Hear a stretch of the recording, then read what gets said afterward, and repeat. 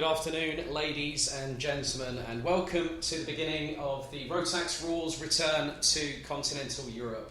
Here at Circuito Internacional de Karting Campeos, based about an hour north of Malaga International Airport, for the 2020 Rotax Max Challenge Winter Cup. My name is Alex Goldschmidt, the official Rotax Euro Trophy commentator, and I have a very, very special guest with me this weekend, who is one of the people that is looking to rethink racing, and she returns as one of the 12 drivers that qualified for a second season. Sarah Moore from W Series joins me. Sarah, welcome back to the Rotax Racing family. It must be quite nice for you to have the opportunity to come and be with us here, as you'll be doing not just also the racing analysis, but also being our mobile pit lane reporter this weekend. Yeah, I'm looking forward to going back to the roots. A circuit I've never been to myself, so it's new to me here as well. So I'm looking forward to seeing all the boys and girls and out in action.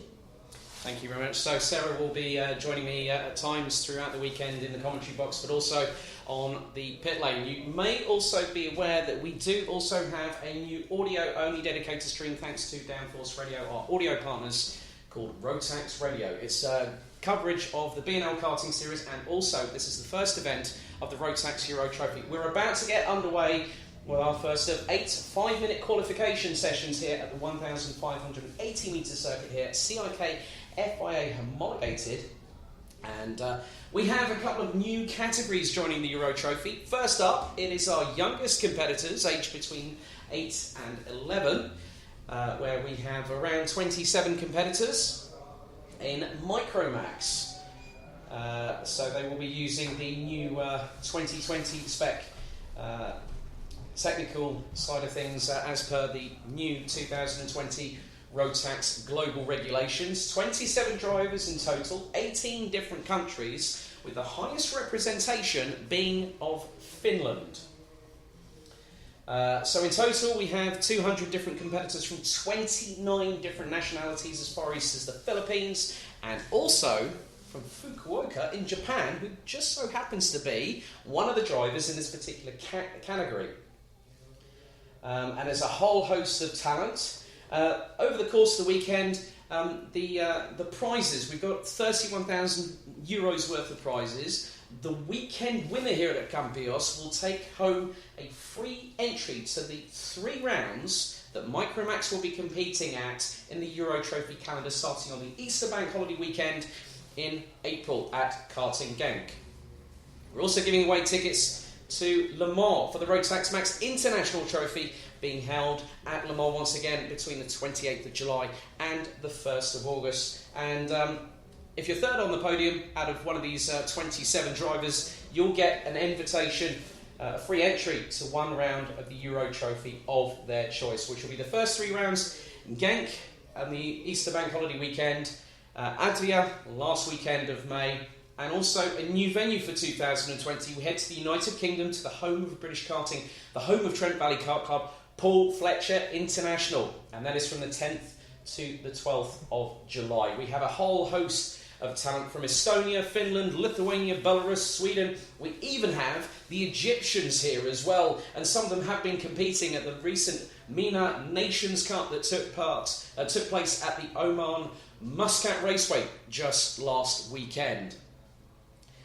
And there's a whole host of talent. We've had some influx from people giving us some locations, when they first started karting, their hobbies. There's some achievements I've been told about, and a big thank you to the 40 plus drivers or parents of said drivers that managed to send in their relevant information, along with a bit of research on my part from due diligence. But we are seconds away. 5 minutes of qualifying, 1,580 metres. Sarah, you know all about this pressure cooker situation through, 22 years worth of racing, especially karting, as you were a Minimax driver back in 2008 and 2009.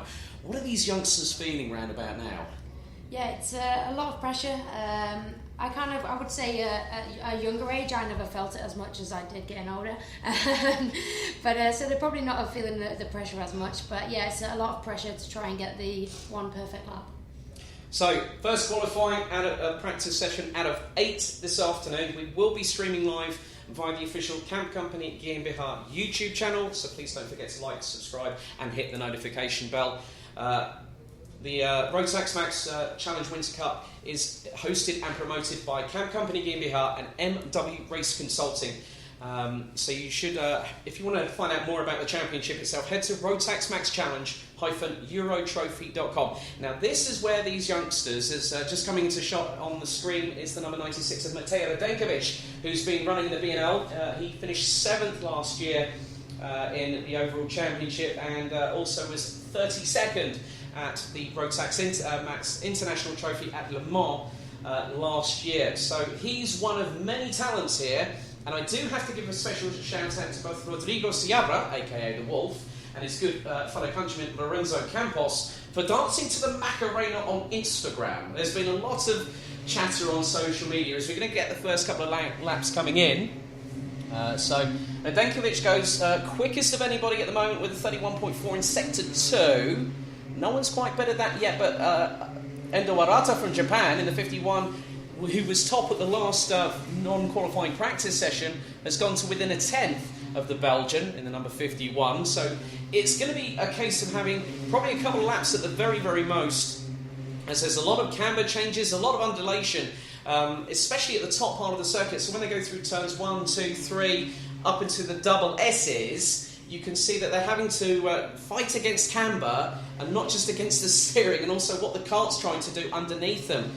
So Radenkovic coming through into the final sector very shortly. He's just put in a 23.7. Arata's just done a 23.6, and that's been equalled by the number 47 of Great Britain, Scott Marsh from Dan Holland Racing, who's down in 12th at the minute. But this is where we're now going to have this is this pressure cooker situation, Sarah. It's now about just gearing up, putting that banker in, and then seeing what happens next. Yeah, so obviously I'm guessing they will have all gone out on new tyres, so it's just a case of getting the glaze off the top of the tyres, getting the correct heat into the tyres in the first lap or so, and then settling in, and like I say, just trying to get the sectors together. So time's coming in. Scott Marsh leading the way ahead of Arata-san from Japan, Matej Radenkovic, Alexander Klugel from Germany, and Belgium's Karel Stout. That is the top 5 at the moment. Hugendorn has dropped down to 7th as Koskinen from Finland in the number 14 has just jumped up the order, and that's Rasmus Koskinen, 1 minute 14.078, but it's just 77 thousandths of a second between Marsh and Arata in a fight for pole position, and the entire field split by just 3.2 seconds when it comes to Donny Frans from Finland, who's rounding out the order at the moment. Well, it was, and we've then got the only Egyptian from Cairo, Yassin Nadim, in the number 40, down in 27th, putting in a 1 minute 22. But the spread between the top 13 is just under 9/10 of a second, as we've got about 90 seconds in this qualifying session left to go. But Scott Marsh has put down the banker. Can the likes of, as Arata now takes the top spot, provisionally speaking, with just over a minute to go, 1 minute 13.740. And I've been speaking to some drivers earlier on. Well spotted there, Sarah, by 84,000. Scott Marsh retakes provisional pole with about 45 seconds on the clock remaining. But then that's changed as Koskinen's gone second by 26 thousandths. That's how close qualifying can be. So it's less than a tenth between the top 3. That's Marsh, Koskinen and Arata, followed by Klugel. Then we've got Lorenzo Campos in the number 24, Karel Stout, Atalov from Finland, Radenkovic, Hugendorn and Rudokas in the number 15. That's Thomas Rudokas from Lithuania, one of the 29 nationalities here this weekend. We're approaching crunch time. So Marsh has gone quickest of the top 4 in Sector 1. Arata's just set a personal best in Sector 2. Klugel has dropped off a little bit. He's lost about 2 tenths to the Japanese driver, but Marsh has equalled Arata-san at the minute. Campos at 31.4, Karel Stout as Radenkovic goes across the line to take P3. But then Arata goes in with a 1 minute 13.656, and that's a dead heat for pole position. But on the basic, no, that's changed, and that's an absolutely inhumane lap from Scott Marsh from Dan Holland Racing. The Brit puts it on provisional pole position. Let me just remind ladies and gentlemen, from those listening on the PA here, on the stream and also on the Rotax radio channel, that all results are provisional pending sporting and technical checks. So Scott Marsh from the United Kingdom takes pole position by 0.253 of a second from Rasmus Koskinen from Finland. Endo Arata from Japan takes third. A further 1.1, just over a tenth of a second adrift. Atala from Finland, Karel Stout, rounds out the top five ahead of his fellow Belgian by just 3/1000ths of a second ahead of Matej Radenkovic. Then it's Alexander Klugel, Lorenzo Campos rounding out the top eight. Hugendorn in ninth place. And it looks like Laitonen from Finland has also... Santeri Laitonen in the number 75 has taken P10. And the top 10 separated by just 0.838 of a second. Hugendorn was exactly 8 tenths off. Sidebok in 13th behind the likes of Rudokas. Fuentes Luque in 12th place. Babisek from the Czech Republic, I think that was. Let me just double check with the nationalities. From Vrakov in South Moravia, rounds out the top 14. Tom Strele from Latvia, Baros, Zhubimov, Plinta, Karinen, Borodin, Siaba all the way down in 21st position and nearly 2.8 seconds off the pace. Garcia Diaz in the number 35 rounds out the top 22. Jimenez in the number 30 rounds out the top 23, all separated by 2.9 seconds, with Nurmi, Leskinen, France and Nadim rounding out the 27 strong, with Erik Paulsen from Sweden and non-starter from GTS Racing Energy España. But already, Sarah, that's just given us a bit of a gauge of just what's going to happen over the next 7 sessions, because we now go into Junior Rotax, and we have, and Sarah will agree with me on this, how much work I've put into this spreadsheet over the last 4 weeks. So we've got 53 juniors from 17 different nationalities. Between Great Britain and also Germany, they have 9 apiece, 17 different nationalities, 41 rookies. But the top rookie this weekend will take home an international trophy ticket, and that includes race tyres for both seniors and juniors. I mean, to go to Le Mans, Sarah, I mean, that's an iconic place, and even the international karting circuit is a joy to behold, let alone the Bugatti circuit and also Circuit de la South as well. Yeah, Le Mans, I mean, from a racing car point of view, is the dream. I've walked around the kart circuit, but not had to go around it yet. But yeah, it looks phenomenal. So to win those prizes, it'll be high up on their list for sure. Well, Junior Rotax, always a category that provides dynamite action, and we do have quite a few drivers in this group. So it'll be 2 groups, split into lottery, and I have seen a couple of familiar numbers there, one of which is Tim Gerhards, for those watching at home on the 205 from Stampex Motorsport. He actually last year took the Minimax Championship at the B&L Karting Series, and what's more, we don't just have 29 different nationalities, we have a set of twin brothers running in the same class. They have Tim and Nick Gerhards, who are both based out of Amsterdam. They're running on the Kart Republic chassis as well. So there's quite a lot of charges in this one. We've got the likes of Austin Lee, from originally from Portland in Oregon, but now lives in Nuremberg in Germany. He's running with Kartschmiede.de on the Mach 1 chassis, and he started karting back in 2016. His hobbies are basketball, BMX racing and mountain biking. I actually commentated on him last year on the Kerpen finale for RMC Clubsport. And he was in the Minimax category. So there's a lot of young talent: Daniel Ginchar, Harry Reynolds, Miro Halika, Thomas Dolsamanis from Latvia, Karen Voisin from the UK, who is actually based out of Geneva but runs on a UK licence. Daniel Armstrong from Newcastle, he's now joined Dan Holland Racing. Dan Ginchar switches to KR Sport for 2020. Petra Babikova, Kai Rilatz, who's been a bit in the trenches this week, I must be completely honest, having spoken to him and his parents a little bit earlier on today. He's got a little bit of bruising to the left-hand side of the ribcage, but he's going to see how it's going to transpire, as you never know what might happen. But if he's got the motivation, he's got the adrenaline flowing through the veins. I mean, Sarah, you know very well with regards to injuries how much it plays on your mind, but then when the adrenaline starts flowing, you become a different person altogether when the visor goes down, wouldn't you say? Yeah, definitely. I mean, from my experience, I finished the final at Bournemouth Park with a broken hand, so anything's possible when the adrenaline's going. Very, very true, very true. So we're going to have a very, very interesting qualifying session. What they will do is they will split them into the respective groups. We'll have 3 groups, so it will be groups A, B and C, based on the times that are cumulatively stacked through the 2 qualifying groups. When we go racing tomorrow morning, we will have a total of 34 races over the next 2 days, starting tomorrow morning from around about just after 10 o'clock. So it's going to be interesting. They're going to have a final bit of warm-up and acclimatisation ready to go into battle tomorrow, because there is an absolute shed load of prizes on offer.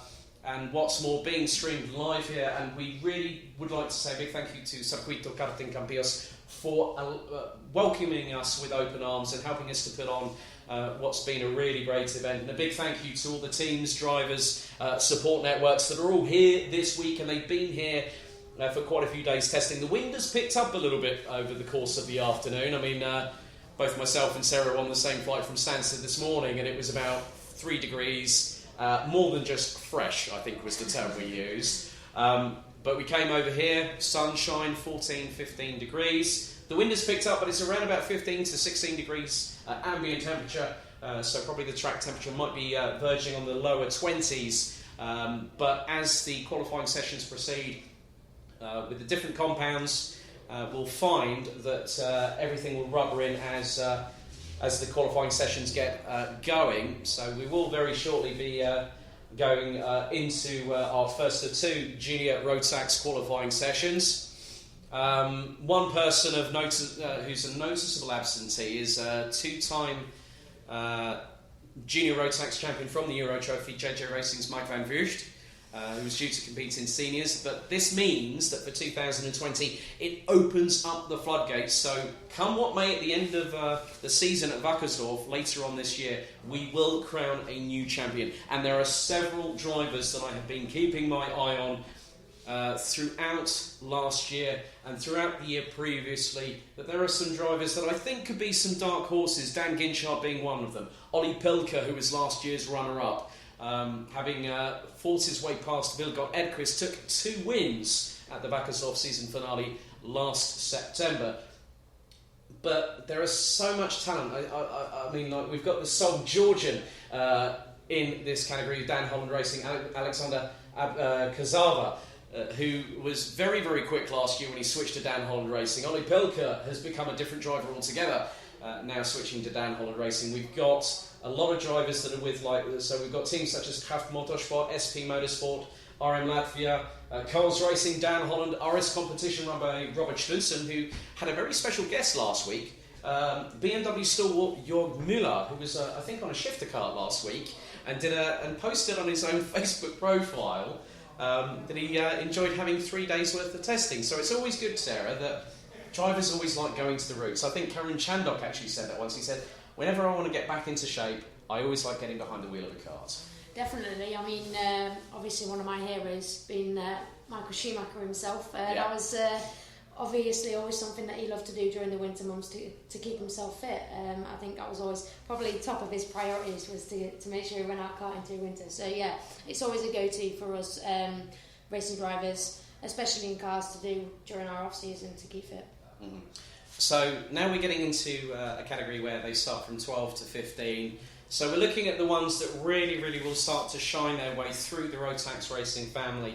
And juniors we have seen on many an occasion through and I have done all these stats, and I was quite astonished on how many races we have actually had in the Euro Trophy so far. But we'll get things underway with qualifying for Junior Rotax Group number 1 here at Circuito Internacional de Karting Campillos. And the good thing is we've had Andalusian sunshine all the way through the afternoon. So the first few drivers, there's going to be a bit of a train coming out of the pits, going through the exit of the pit lane onto the last part of turn number 1. But for those watching at home, you can just see how much of an incline there is. So these 125cc Rotax Max Evo engines will be pushed not just through the torque ranges, but also it's going to through the rev ranges, and that can sometimes, in some respects, if you're trying to push too hard, one or two things will happen. The cart will bog down if it doesn't respond quickly enough, or if there's a technical problem, like say the rear axle isn't handling as it's being set up, as there is the number 205 of Tim Gerhardt's, and to make the differentiation between the two, Tim will normally run with orange and Nick will normally run with yellow on their visors. So now we're getting into that little bit where the drivers are just sort of jockeying for position as I'm going through into turn 16, which is a 180 degree right-hand hairpin for the right-hand hairpin before the left at turn 17. And already I'm just seeing that Valentin Klus from RS Competition, he definitely got a good run coming out of the final corner, going across the start-finish line. We're now into the last 3 minutes and 20 seconds, and with the length of this track being nearly 1.6 kilometres in total, it's going to make for some interesting dynamics on qualifying, as there is an absolute swarm of junior Rotax drivers going up the ascent, having negotiated their way through the double S's after I think round about sort of turn 4 and 5. So, but then there's also a bit of jockeying for position, and these drivers will have to be careful, because if they get their front fairing dislodged, that's an automatic disallowance on lap times in quali. But then when it comes to the racing this weekend, it will be an automatic 5-second penalty for a front fairing infringement. Right, I'm just going to keep an eye on who is... right, Tim Gerhardt sets the benchmark of a 1 minute 6.1. He puts in a 21.3. And then we've got the 277 there. And that is Estonia's Viktor Goryainov, who was there. But then Callum Voisin from the United Kingdom jumps up into second. Valentin Klus in third. And it's changed all the time. Thomas Dolce-Manis goes top. The Seoul South African Akil Alibai, who is the two-time Junior Rotax South Africa Open champion. So we've got a whole host of pedigree. Kai Gilletz, despite the bruised left rib cage, is doing brilliantly. A 1 minute 5.818 from the 274 from Belgium. Switched to JJ Racing midpoint of last season, having initially gone out on the CRG chassis. He's found a bit of a groove now as the youngster. 0.332. Marcus Lutzio, we've got Reynolds. As again, Tim Gerhardt goes to the top of the timesheets, a 1 minute 4.856, so he's the first one to go sub 65. We've got about 1 minute and 19 to go in this quali session, and the times are changing. Tom Braken. Now, I've been waiting for this youngster to come back flying into Junior Rotax, and he goes P2 behind his SP Motorsport stablemate by just over a tenth of a second, 1 minute 4.856. And I'm just keeping an eye. The top four separated by just a tenth and a half. Callum Voisin rounds out the top four as Morris Schmeitz in the number 210 goes fastest by just 9/1000th of a second over Tim Gerhardt. So Gerhardt has got he's got a window, but it's fast ticking away. We've got 40 seconds on the clock, so Tim Gerhardt really has to try and see what he can do at the minute. Valentin Klus currently in 10th, behind Yalava in the 272. Alibai in the 203 now in 8th, behind Alexander Abkazava. Stolsa-Marlis up to P6. Marcus Lutzio rounds out the top 5, separated by just 0.24 of a second, as Tim Gerhardt has responded on Morris Schmeitz and goes over a tenth of a second quicker, a 1 minute 4.733. Peeler's still doing well down in 11th despite the injury. Gutierrez Bozo in the 232 rounds out the top 15, separated by just 9.5 tenths or so of a second. Abkazava from Georgia goes second, 104.844, and I think the timer has expired. Checkered flag is being waved. First one, Morris Schmeitz will provisionally take third. Alibai takes 7th, Lutzio 8th, Gilletz 9th, ahead of Yalava in the 272, rounds out the top 10. So it's now going to be a case of the likes of Gerhard, Tim Gerhards, Abkazava, Stolzer, Manus Breken, Voisin. They all have a chance at pole position. They're separated by just 0.265 of a second in this session as the times are coming in. Milan Ritter in the 2:20, P16. Felix Jansson in the 2:31 goes 14th quickest. Drake Jansson, my apologies. Topainen from Finland in the 2:40 goes 21st. Gorjano from Estonia 25th. We've had the 2:88 from Latvia's Daniel Hunt take 24th position as the last few sets of drivers come across the start-finish line. Abkazava does not improve. Tim Gerhards takes the top time in this session, a 1 minute 4.733 from the youngster from the Netherlands, ahead of Georgia's Alexander Abskava. And I'm just looking at the time difference between Abkazava and Maurice Schmeis from Germany.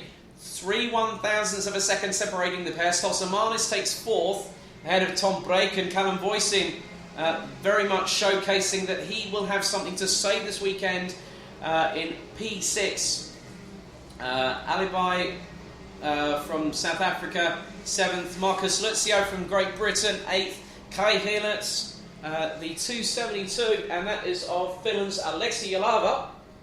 Rounds out the top 10. Valentin Klus, 11th. Looks like Harry Reynolds in 12th from Great Britain. Nick Gerhards, Pernia, Janssen, Gutierrez, Bosa, and Ritter round out the top 17. Good to see that another young driver by the name of Mia Mareta Pankratov from Estonia rounds out the top 18. Only 1.1 seconds off the pace was the youngster from AGS Racing. Joni Mertz from Germany and Mikos in the 2:11, who will definitely have... it's just so close. Alexander Mikov from Poland, Ada Torpainen, Jere Kokalainen, David Schnell from Germany, Daniel Hunt, Viktor Gorjanov, and Kraft Motorsport's Luca Colin Scholz rounds out the 26 strong. So that's 26 of the 53 drivers that have just qualified. Now we're going to have 27 of them. And that was quite an interesting session, Sarah, because the top 21 drivers separated by just 1/1000th shy of 1.2 seconds. It just shows that you see close qualifying in single-seaters, touring cars, but then you get back to karting and it just turns it all upside on its head, doesn't it? Yeah, I think karting time-wise is on a totally different level. To see the top 18 here separated by just over a second is, that's some close racing. It's going to get even closer, I can assure you that. But yeah, it's just really, really nice to see that the juniors again, these are the youngsters that are vying for those places in top-tier motorsport. Looking at Formula One, the World Endurance Championship, maybe even touring cars. There's a whole host of drivers that have raced through the Rotax Racing family, one of which who raced in that category and is here this weekend. We will see him a bit later on, but I'm just going to say the two words, Mark Kimber. And for those watching at home, those listening on Downforce Radio's Rotax Radio channel, you know exactly who I am talking about. This guy has won the grand finals himself before. And I think if memory serves me correctly, so I have tried to do my research on as many people as possible, and he actually won it back in 2016. And if memory serves me correctly, I think that might have been Sarno as a junior Rotax driver, and he's here as a senior. There's a lot of seniors to come, about 70 plus of them, and that's going to be absolute mayhem and pandemonium when we get to the 3 qualifying sessions for them. So we've now got the first half of the juniors now having gone through their qualifying stages, and we're going to have quite a few now going through. For those watching on the screen at home, the 2:36 is Arvid Rosen from Sweden for Dan Holland Racing, and then just in the front of the shot from JJ Racing there, that is the Netherlands' very own Lucas Schoenmakers in the 2:02. Then we've got the 2:66 just behind Lucas there, and that is Petra Babikova from the Czech Republic for the Speedworld Academy, based out of Bruck an der Leitha in Austria, a track that I had the pleasure of commentating at back in 2018, and that was the penultimate round of that particular season. So a lot of talent still to come in this, and we have now got a lot of the heavy hitters. We've got Ginchard, Armstrong, we've got Pilker, quite a few others. So this is now where, the first session gives us a benchmark, Sarah, but now it's about that case of the drivers now know they've got a benchmark. They know who they've got to beat to get themselves into the best position possible for tomorrow. What are their thought processes going into this now, saying, I want to get past Tim Gerhardt, I want to do less than a 1 minute 4.733 out on this circuit, but it's not going to be easy. No, as you say, they're big grids out there, so to try and get a bit of space out on the track in such a short qualifying session is pretty difficult. So it's just trying to find someone either that you can work with or work together to try and get the best out of each other, or to try and find a bit of space for yourself. But like I say, in such a short period of time, it's tough, it's difficult. 5 minutes, that's all they have. Absolutely all they have. And a big welcome to those viewers as we have a little surprise. We are now broadcasting live officially on Facebook for 2020.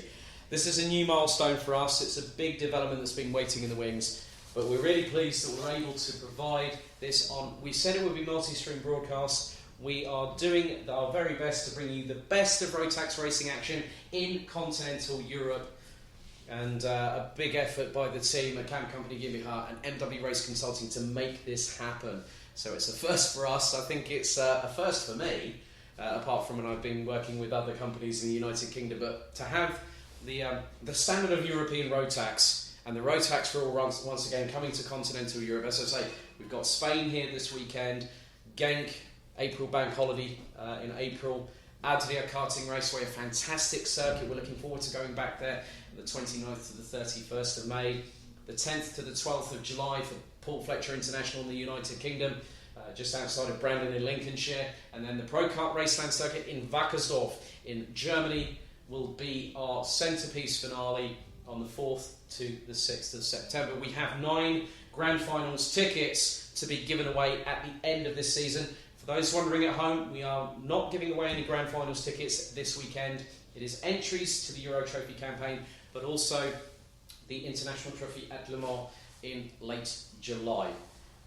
And there will be a bit of a change around, I feel. I think that there will be a changing of the guard, specifically in Junior Max, but there are a lot of hard peddlers out there, and it is about who wants it the most. It is about who is the one that can not crack under the pressure when the tough gets going, when it gets really tough out there, and you're fighting every single person out on circuit. It's difficult, it's not easy, but these drivers are hungry, they are motivated, they have, as Mark Blundell would say on Twitter, hashtag the will to win. And that is what is the most important thing, because Sarah will definitely justify as a multi-time champion in her own right, the British Pro Kart Endurance champion in 2015, the 2009 Ginetta Junior champion, and then also Britcar in 2018 alongside Matt Greenwood at Topwith Motorsport in the Ginetta G50 GT4. So Sarah knows exactly what I'm talking about, and it's nice to see that these youngsters aged between 12 to 15, Sarah, that these are talents that we could really be keeping an eye on for the future, isn't it? Exactly that. You probably see most of these people trying to get into the Ginetta Juniors. That's the one that everyone aims for, being on the British Touring Car package. So I think a lot of them will eye that up. If not, they'll be aiming probably for F4, I think. So definitely ones to watch right there. Indeed. So we are just literally a few seconds away, probably about 20 seconds, for our last junior qualifying session of the weekend. 5 minutes, that's all they have. And if I'm completely honest, it is going to be even tougher when we get to seniors, because over 70 competitors, with the biggest majority coming from Great Britain of around 15 to 16 competitors. Right, the juniors are now on their way out onto the circuit, and there is, as I said, there is a whole host of talent, but they have to get out quickly. There were some changes made last season in terms of coming out of the pits within a certain time frame. The thing is that with this circuit, they do not have that opportunity. if they're running at 64-second lap times, to coin a phrase, effectively you've got this, which is your warm-up lap, your sighting lap to see where the grip is. Then you've got your banker. Then you've got possibly 1, maybe 2 laps if you're lucky. If you're at the front of the field, like Schoenemakers is at the minute, the 202 from JJ Racing representing the Netherlands, he has got clear track. Next up, we've got the 266 of the Czech Republic's Petra Babíková. Then just after that, we've got the 214 of Alexander Kolm, another one of the Spaniards, many Spaniards that we've got here this weekend for Dan Holland Racing. So plenty of drivers, and it's about maximising your opportunity in qualifying, because the time is important in racing, but it's just as important in qualifying. If you can get that brilliant slingshot coming out of the final corner, out of turn 18, as I think that might be the case for the 224, and that is of João Diniz from Portugal, based out of Madeira Island. It's now a case of the drivers that will, and I'm just spotted out of my eyes, out of the corner of my eye. I think I just saw Dan Ginchard making a nice little move up the inside onto turn number 16 using the slingshot. So you could probably claw back a tenth, maybe a tenth and a half on the back straight, but then on the main straightaway, you could claw up to half a second if you're lucky. So at the minute, drivers now starting their first banker lap. So Schoenemakers puts in a 21.2, 27.5 for sector 2.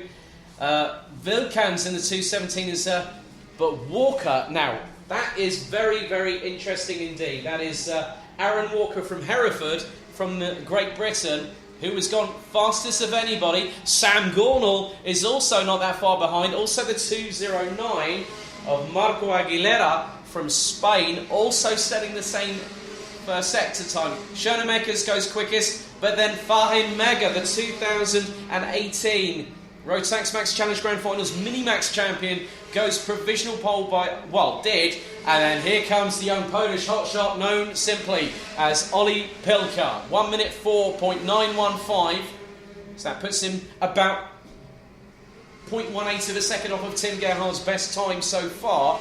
Walker's in second, Gornall makes it a British 2-3, Mega. Then we've got the 254 of Dan Ginchard rounding out the top 5, separated by exactly 0.2 of a second. We're into the second third of qualifying here. We've got 1 minute and 45 to go, so fast approaching the halfway point. So Schoenemakers now needs to respond, and he's all the way down in P15 in the moment at 1 minute 6.041. It looks to have improved slightly, but Dan Ginchard is on a fire. Aaron Walker is as well. They've both done 20.4s. Babíková in the 296, and that is Eliska Babíková, has just gone P3. Mega does not improve, goes to within 5/1000ths of his best time at the moment. Dan Ginchard sitting down in 6th place. Pelka goes even quicker. That's a better time than Gerhardt's. He's put in a 1 minute 4.463. Aaron Walker. And it looks like Arvid Rosen has joined the party from Sweden as well. A 1 minute 4.799 with 60 seconds on the clock remaining. But Dan Ginchard, he goes to just... Oh! Babíková, the 296 from Eliska Babíková, goes to within 33 thousandths of Oli Pilka. Pilka now probably has just seen that, because we don't have any timing screens here, but Pilka might be sensing he's got to pull a bit more time out of the bag. So already, Pilka, Babíková, Dan Ginchard, Aaron Walker have all beaten the time set by Tim Gerhardt from the Netherlands. Schoenemakers now responds and goes P7. Looks like Armstrong in the 252. Yeah, that's Daniel Armstrong. He's now 11th. Fahim Mega jumps up into 9th ahead of Sam Gornall. David Outline now from Poland, based out of South Wales these days. In the 265 goes P12, 0.792 of a second. We're now counting down the final couple of seconds. And so let's see who could get provisional top time in this particular qualifying group. Group 2 of Junior Rotax. Ginchard has only got enough for P3. Eliska Babíková misses out by 0.082 of a second. on pole position. So Pilker, I don't think he needs to do any more, really, does Ollie Pilker? He pulled the rabbit out of the magician's hat quite early in this session, just after the halfway point. Eriksson in the 285. That's Theo Eriksson, who's running on the Cosmic chassis. Babikova goes... no, that's the other Babikova. That is Petra Babikova. So they are both in the top 6. So Eliska P2, Petra P6, and they are only separated by exactly 2.5 tenths of a second between the pair of them. That's brilliant. That's absolutely brilliant. 2 female drivers in the top 10, let alone the top 6. But Ollie Pilker takes the top time out of any junior Rotax driver in this particular qualifying session. And 1 minute 4.414 from the youngster from Dan Holland Racing, representing Poland. And then Eliska Babikova in second. Daniel Ginchard in third. Only 0.182 of a second off of Pilker's time. Aaron Walker, Sam Gornall, Petra Babikova rounds out the top 6. Arvid Rosen, and then Theo Eriksson. Lukas Schoenmakers recovers to take P9 ahead of Farin Mega from Germany. 0.631 of a second separating the top 10. Aguilera in 11th. Daniel Armstrong, David Outliner. Then we've got Austin Lee, the youngster from originally Portland, Oregon, now in Nuremberg in Germany in P14. Nice effort from him on his first outing as a junior. Miro Halika, Vilkan Simisvara, Andrew Douglas in 18th ahead of Mackenzie Cresswell. Colin van Lammeren from the Netherlands rounds out the top 20, separated by just over 1.1 seconds. Janis Stiak, Alexander Kroll, Carl Gustav Borgard. We've got Denise and Falke rounding out the entire field. 25 drivers, Sarah, separated by just under 1.9 seconds. That is incredibly close. That's impressive. I mean, what you're talking about, 36 drivers all within a second? Over 2 grids. That's impressive. That is I think, in the words of my good friend, one of my good friends, you know who you are, that's absolutely mental. And I will be messaging said person a bit later on. So that concludes the junior stages of qualifying. Now we head to senior Rotax. And this is from drivers aged 14 and above. Minimum weight of 163 kilos, including driver and kart. We did extend the entries on Christmas Eve last year to 90 drivers. I think we peaked at about 92. But we have over 70 drivers here this weekend. In terms of the allocation of what we have. So we have 21 different nationalities. 69 seniors, 40 of them rookies. That equates to around about 58% of the field. But there is someone who has returned after securing a very emphatic crown last year, where the title of Senior Rotax Champion for the Rotax Maxi Challenge Euro Trophy went to Matilda Olsson, a very, very, very capable young driver who finished third despite having a severe knee injury, which could have possibly halted her actions of driving in racing.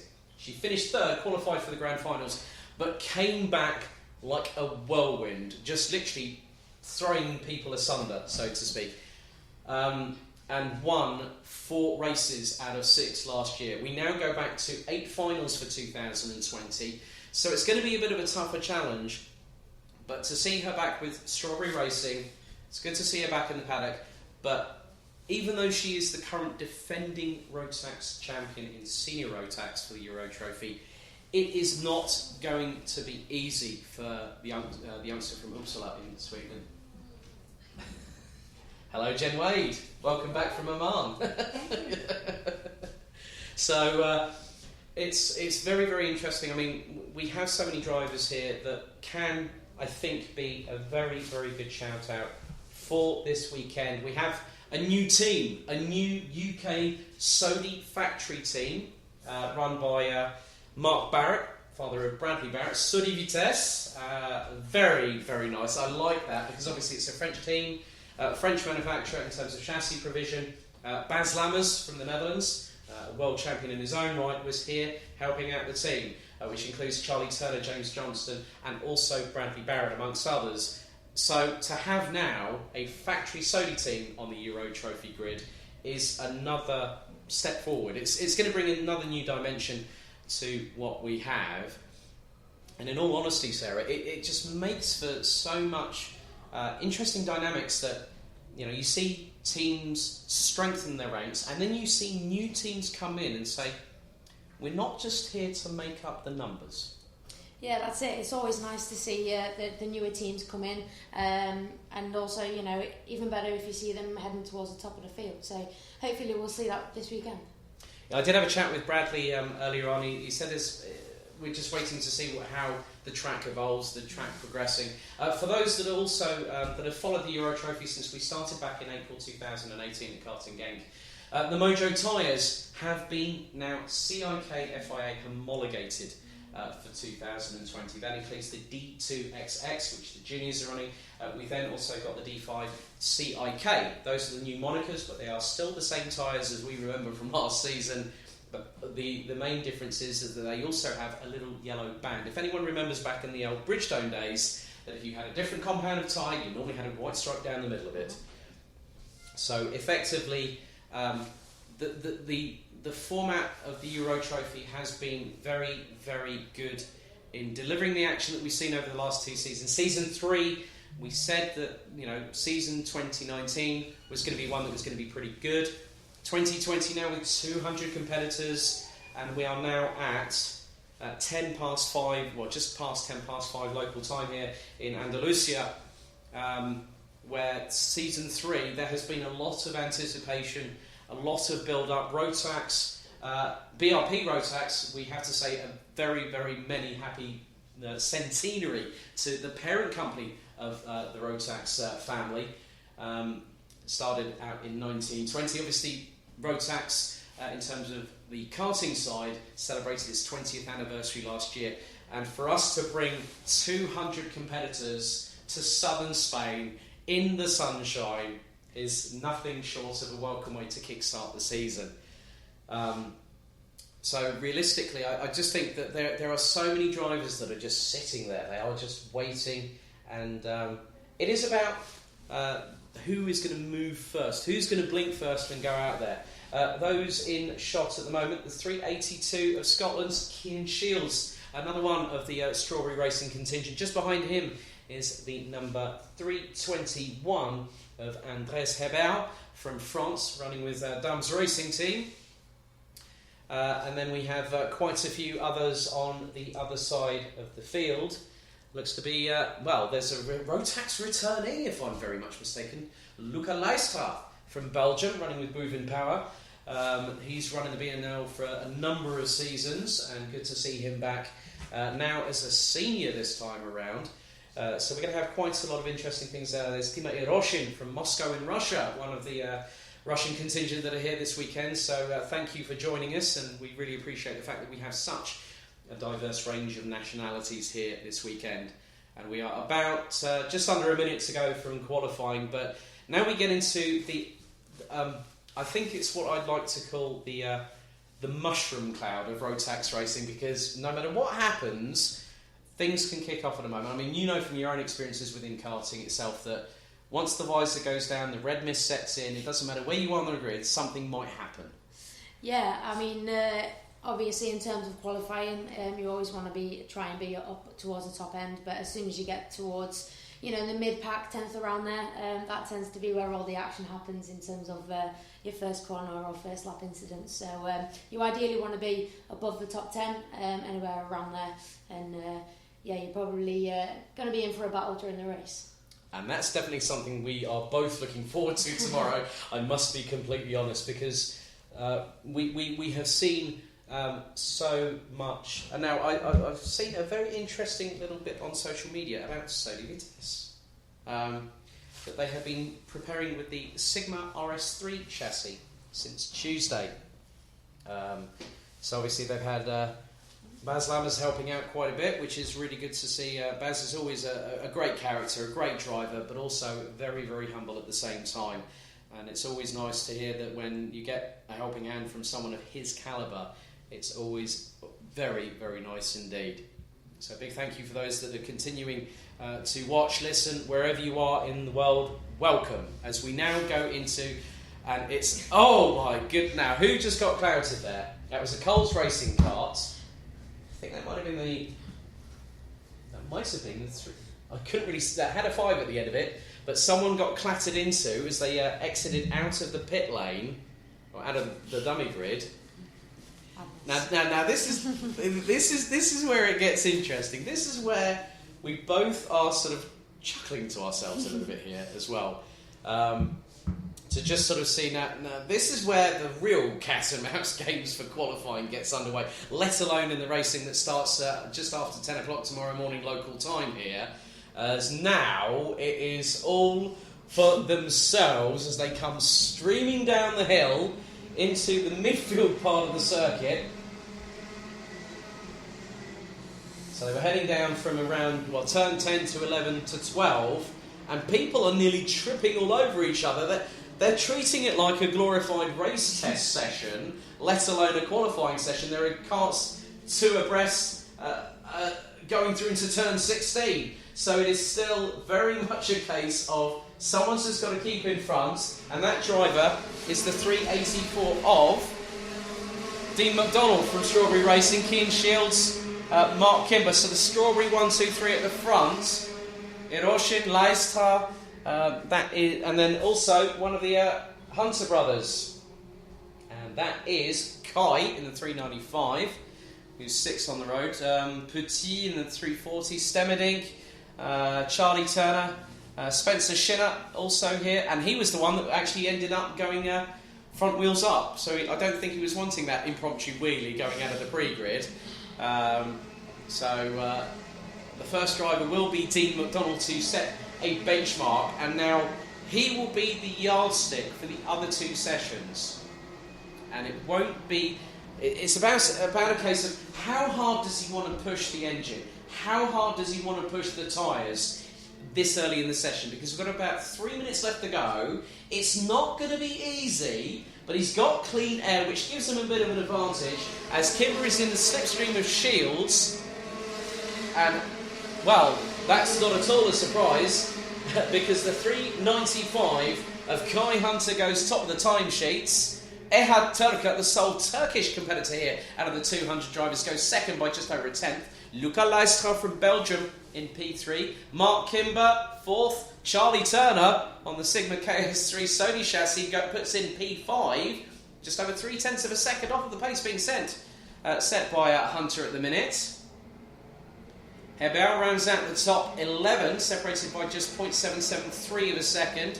Spencer Shinner down at the bottom end of the order, about 2.2 seconds off the pace. There's still a lot of jockeying for position up and down the order as they go through turns 11, 12, 13, round the back part of the circuit, heading down towards turn 16. And there's a lot of technical changes of direction as the top 6 now come across the line. Hunter is in there in the middle of it, and he goes P2. Dean McDonald goes quicker, 1 minute 3.350. Hunter, Shields, Hebel, and Philip Vava, another one who I've known for quite a couple of seasons in the 360 Spanish national, with some Serbian descent thrown in there for good measure. He's been studying over in the United Kingdom in mechanical engineering, if memory serves me correctly. So Mark Kimber down, he's about 0.2 of a second, he's about 6 thousandths off of Luca Leistra, who rounds out the top 7. Kimber's down in 8th. Turka and Turner round at the top 10, separated by 0.401 of a second. So 0.4 between the top 10 drivers thus far. And at the minute, McDonald's on a 20.1, Shields, Hebel, they're all running anywhere between a 20.1 and a 20.3, all the way down to 13th place, and that is with Eroshin from Russia, one of the 40-odd rookies that are here this weekend. Spencer Shin has made a bit more of an improvement. He's up to P20. 1.2 seconds. Checkered flag is out. McDonald takes provisional by. Whoa! That is. We thought the juniors was close. That is absolutely crazy. Top 6 separated by 0.12 of a second. Dean McDonald goes quickest in the session. 1 minute 3.350. Cian Shields 22 thousandths slower. A further 30 thousandths back. It's Ehad Turka from KR Sport. Philip Vava, you've then got another 0.031 of a second back to him. And then we've got Kai Hunter in the 395 rounding out the top 5. Exactly 0.101 seconds splitting the top 5. A further 19 thousandths back to Andreas Hebert. And it's Mark Kimber, Arthur Roche from France, Luca Leistra and Charlie Turner rounding out the top 10. Eroshin, Tim Mikametz from Germany from 42 competition in 12th. Max Stevanik, Lucas Thompson, Mario Sidler round out the top 15, separated by exactly 0.555 of a second. Diogo Marquez, Lepay, Schiner, Salman, Marin Crespo, Petit, Stiak and Falke, that's Finn Stiak. Yanni will be is competing here this weekend as well, but that was even crazier than I thought it was going to be. Top 20 separated by 1.082 of a second. And again, we've been talking about that on the juniors, and now the seniors just going, well, if the juniors can do that, we can go one better. Yeah, I think with the amount of seniors we've got here this weekend, I think we're going to be up for some good battles out there, I think. Just seeing them trying to get out the dummy grid was interesting enough. Yeah, I definitely agree there, Sarah, because it was one of those moments that you needed to see it to believe it. But it's just incredible how competitive all these drivers will be throughout the course of the weekend, and I can guarantee you this much: my voice will get hoarser and hoarser as the weekend gets along. We're only through qualifying at the minute, part of it, but it's going to be that sort of that fine line between how these things happen, how things transpire. Because now the benchmark is Dean McDonald at 1 minute 3.350, and it's when you're the proverbial yardstick, you're going to have a tough time because you're the one that's gone out there and gone, well, I've tried putting it on the line, and now you've got that agonising weight, Sarah, of now thinking someone could steal my thunder from right under my nose, and they could even do it by 1/1000th of a second. Yeah, exactly that. I think, it's tit for tat really. I mean, if you're out in the first group, like you say, you're the benchmark for everyone else to come. But then, likewise, if you're out in the last group, you've got all the people that have already been out to go and beat. So, I think it works both ways, really. Yes. Current air temperature now 14 degrees Celsius. Local time 17:23. So if you're in the United Kingdom, it's 4:23 p.m. Probably time for a cup of tea. If you're going to put the kettle on, you might want to do it now because you've got about 90 seconds before the qualifying session. The second of 3 senior Rotax sessions get underway, and in many respects, it's going to be very, very interesting how the things happen. Good to see Zombar Kovac, who won one of the most exciting qualifying heats at the Vackersdorf season finale last year.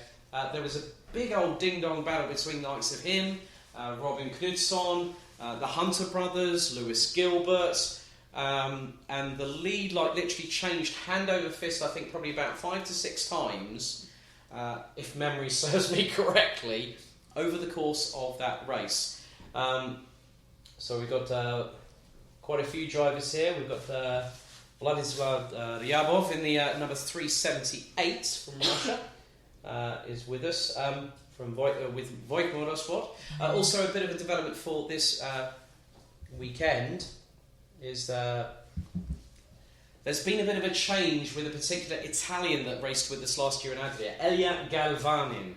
Third in last year's Rotax Max Challenge Grand Finals in Sarno at the Circuito Internazionale Napoli. He has now switched to KSB Sport for this season.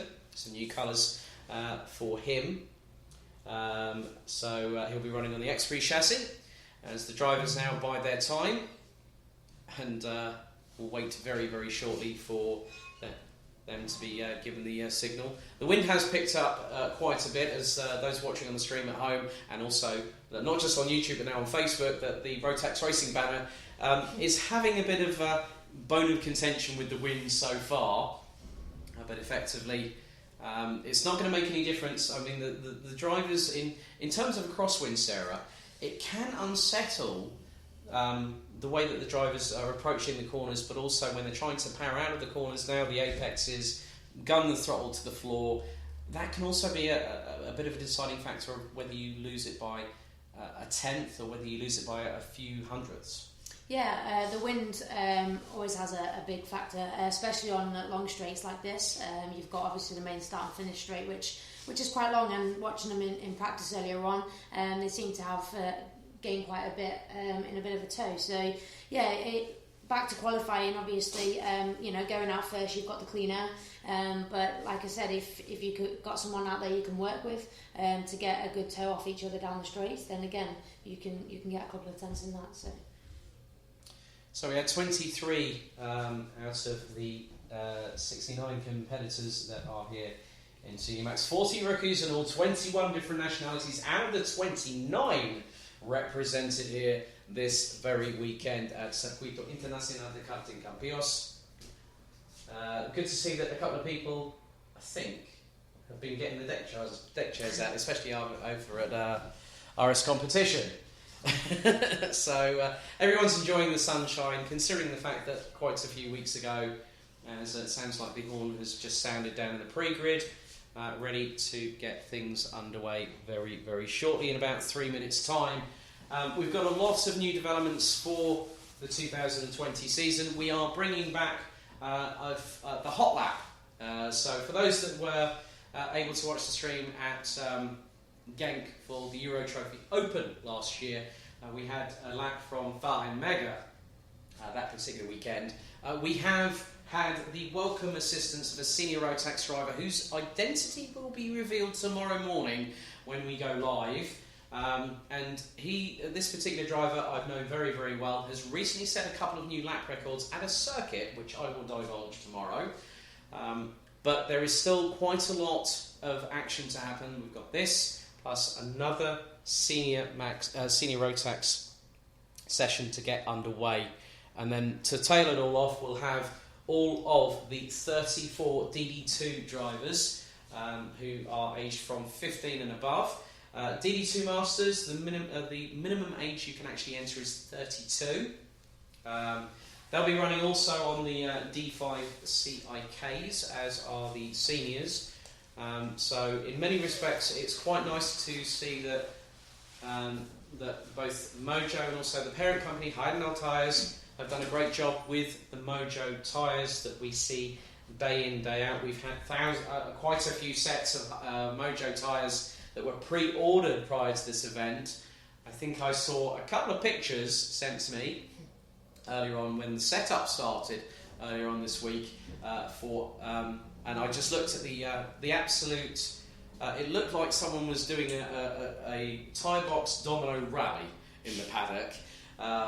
So there were quite a few tyres there. I mean, obviously there was quite a few interesting statistics that I found out at the Grand Finals in Sarno, which I have to say was one of the, actually the most exciting event I've ever seen in person, up close and personal.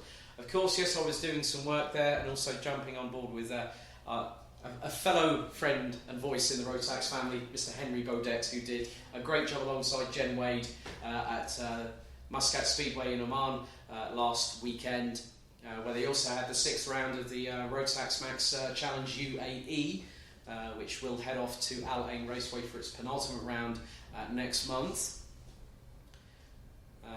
So effectively, the drivers now have about 19 or so seconds as the for those watching at home on YouTube or Facebook, you can see just how much of a crosswind there is, and that looks to be actually a headwind going down into the back straightaway, and that's not going to make it easy because now Dean McDonald has got that benchmark. Could the headwind cause a problem? And I have a feeling that might be the case as the first drivers. Let's just hope that no one trips all over each other this time. as they now make their way out onto the circuit, coming through the first corner here. 18 turns in total here at the 1,580 metre circuit here at Circuito Internacional de Karting Campillos. So now it's just about getting the tyres up to temperature. Some drivers, maybe in the previous non-qualifying practice session, will have gone out on fresh Mojo tyres. Probably just to, as Sarah alluded to earlier on in the broadcast, to get the glaze off it, that initial chemical layer that seals the compound. And as soon as you get that sort of scraped away, scrubbing it off through weaving, sharp braking, and a host of other different tactics that you can use to do so, within the regulations, of course, to make sure that you have that opportunity to get the cart's tyres in the optimum window to maximise traction coming out of the corners. Also, manipulation of braking as well as a key point with the Mojo tyres. So there's going to be, just seeing Miles Apps just go through the far part of the circuit, having gone through turn 14. So first, so Ryabov at the moment is the first one who will set the banker. It's a 1 minute 3.350 from Dean McDonald. That is the current benchmark. And with the way that things evolve over qualifying, the air temperature is going to start to cool that little bit. And what that's going to help in terms of the Rotax Max Evo engines is that it's going to allow the engine to have a little bit more of that welcomed colder air, just sort of forcing its way through the radiator on the right-hand side of the driver themselves. And some great slipstream I'm seeing going into effectively what is turn 12. I think one of the drivers I briefly noticed was Carol Kret. I think might have been one of them. Just seen the 353. One of the other KR Sport drivers, Ben Casely, another rookie based out of Rothbury, Northumberland. Tom Edmonds, had a good chat with him at Kartmania last November. So Marc Camarata from France has just gone quickest. Matilda Olsson already within just over a tenth off of Dean McDonald, but with her is the 333, and that is the other Hunter, and that is, of course, Reese Hunter. I have to give a shout out to their dad Matt, who did a fantastic job of bringing Warden Law back to being a great circuit to race out of Karting North East. They had a recent broadcast with, I think, Joe Bradley and John Hindhall from Radio Le Mans, with Nick Damon helping through RC Racing to provide coverage of that. So really good to see. That's one of the races on, that's the final round of the Motorsport UK British Kart Championships this year, and that is the 19th and 20th of September. So the Motorsport UK British Kart Championship starts 21st and 22nd of March at Paul Fletcher International. So a lot of drivers coming in to try and set times. Hunter is only 66 thousandths. Linus Henson, Guilherme de Oliveira, it's changing all the time. Valtonen from Finland has put in a 1 minute 3.066, quickly followed by Matilda Olsson by just 21 thousandths of a second. Guilherme de Oliveira from Portugal, representing KR Sport, P3, 0.143 off of Valtonen, Zombar Kovac, Hunter, Ben Casely, Lewis Gilbert, the Doroi Diamond. He's now going to be shining through with Strawberry Racing. Linus Henson, Elia Galvanin, Jansson also rounding out the top 10, separated by just over 5.5 tenths of a second. But Olsson and Valtonen, they are battling. And whoa, that's Olsson and de Oliveira have just set exactly the same first and second sector times. A 20 flat, a 26.5. Ben Casely's just done the same. If we have it that we have a de Oliveira does not go quicker, neither does Olsson. Olsson does a 1 minute 3.1, Oliveira a 1 minute 3.117. Miles Apps jumps up into 9th place, drops Elia Galvanin from Italy from KSB Sport down to P10. Felix Jansson now in 11th ahead of Marc Camarata. Mads Lies was originally a junior with us, he's now a senior. Breur looks to be there. Rasmus Friedel looks like James Johnson down in 16th. Bilou, Fabian Bock, Karel Kretz. Then we've also got Flint Schuring in the 3:16 there, based out of Utrecht. Antoine Antier looks like he's just made an appearance, and that is not really what you needed, so won't set a lap time. Checkered flag is out. Okay, 3:04 is going to cross the line. That is, 3:04 across the line. That's Karel Kretz. De Oliveira, Olson don't improve. So in that session, on a 1:03.066, that is the 3:02 of Boris Juho Valtanen from Finland, who has eclipsed Dean McDonald's time by nearly 0.3 of a second, by about 0.29 there. So Juho Valtanen ahead of Matilda Olson, Guilherme de Oliveira, Ben Casely. That's a great showing for the Brits in P4. Zombar Kovac from Hungary in P5. Linus Henson ahead of Lewis Gilbert, Reese Hunter and Miles Apps, with Elia Galvanin from Italy rounding out the top 10 ahead of Felix Jansson from Sweden. Makama Hata from France, Mads Ries, Storm Breur, Rasmus Friedel, James Johnson, Anthony Bilou from France, Fabian Bock from Germany from Voigt Motorsport in 18th ahead of Karel Kretz. Flint Schuring from JJ Racing rounding out the top 20. We thought the top 20 was close in the previous session. It's less than 0.9 of a second. Ryabov from Buvin Power in the 3:78 from Russia, P21. Rodrigo Lessa from Portugal, P22, 1.4 seconds off the pace. And Antoine Antier did not set a competitive lap time. So that puts the French driver in the 3:98 on the back foot. And that was Antoine's only opportunity to really have that chance of going, I can possibly get out in time, and I think he probably just missed the cut-off. He probably got out and they just went, no lap time there. On the stream at home, if you're watching on Facebook or YouTube, wherever you are in the world, thank you for joining us. The driver front and centre, the 3:14 of Maurice Schuring, brother of Flint, celebrated his 15th birthday this week. I think it was yesterday, as a matter of fact, so many happy returns to him. Right, so we've had, left front wheel has come up onto Antier's kart. So a big thank you to Hyundai Gibraltar for providing us with the brand new Tucson as the official recovery vehicle for the event. So Antoine Antier is not going to be very happy, I think. But Sarah, technical issues do happen in qualifying in the race, and it's a shame because he probably just thought, I've got a chance, goes out, left front wheel comes off, and it's all just like thrown to the crocodiles. Yeah, unfortunately these things happen in all forms of racing, so it's just how he goes back and deals with that now for the rest of the weekend. So we've got about 6.5 minutes until qualifying. There's still plenty to come from us here at the Rotax Max Challenge Winter Cup being held at Circuito Internacional de Karting Campillos. A fantastic, it's quite a nice change from the recent weather in the United Kingdom and obviously across continental Europe. Obviously, Storm Ciara hit and then Storm Dennis decided to become a menace.